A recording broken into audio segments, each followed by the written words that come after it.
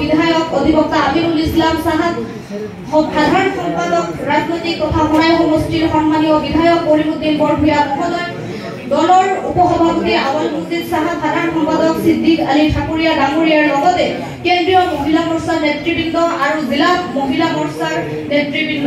সভাত ধুবুৰী লোকসভা, নগাঁও লোকসভা আৰু কৰিমগঞ্জ লোকসভাৰ নিৰ্বাচনী আৰু কৌশল সম্পৰ্কে আৰু মহিলা মোৰ্চাৰ সাংগঠনিক ভেটি শক্তিশালী কৰাৰ বাবে এক পৰ্যালোচনা কৰা হয়। যেহেতু আমাৰ সমাজত 50% মহিলা, গতিকে মহিলা মোৰ্চাক গুৰুত্ব প্ৰদান কৰি দলৰ সাংগঠনিক ভেটি আৰু অধিক শক্তিশালী কৰাৰ প্ৰয়োজনীয়তা আমি অনুভৱ কৰিছো।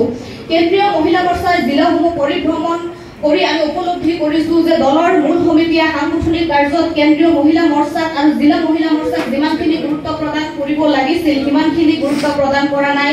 লগতে দলীয় কাৰ্যত অংশগ্ৰহণৰ পৰ্যাপ্ত সুবিধা নিদিয়া তথা আৰ্থিকভাৱেও কেন্দ্ৰীয় ও জিলা মহিলা মোৰ্চাক সকাহ নিদিয়াৰ ফলত মহিলা মোৰ্চাৰ সাংগঠনিক দিশ দুৰ্বল হোৱাৰ লগতে আমি মহিলা মোৰ্চাই কোনো সাংগঠনিক কাৰ্যসূচী হাতত ল'ব পৰা নাই।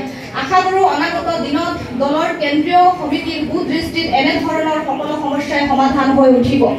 অৱশেষত এআইইউএফৰ দলে এক শক্তিশালী ৰাজনৈতিক দলত কাম কৰাৰ সুযোগ প্ৰদান কৰাৰ বাবে দলৰ মহামান্য সভাপতি তথা ধুবুৰীৰ সাংসদ হজৰত মৌলানা বদৰুদ্দিন আজমল আল কাছিমি সাহাবক আমাৰ মহিলা মোৰ্চাৰ ফালৰ পৰা আন্তৰিক ধন্যবাদ ও কৃতজ্ঞতা জ্ঞাপন কৰিছো।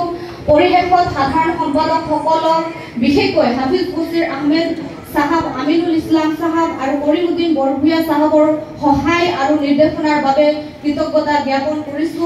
শেষত প্ৰতিবেদনৰ ভুল ত্ৰুটিৰ মাৰ্জনা বিচাৰি দলৰ ভৱিষ্যত উজ্জ্বল কামনা কৰি ইমানতে সামৰিছো। ধন্যবাদ। জয় অসম, জয় এআইইউপিএফ।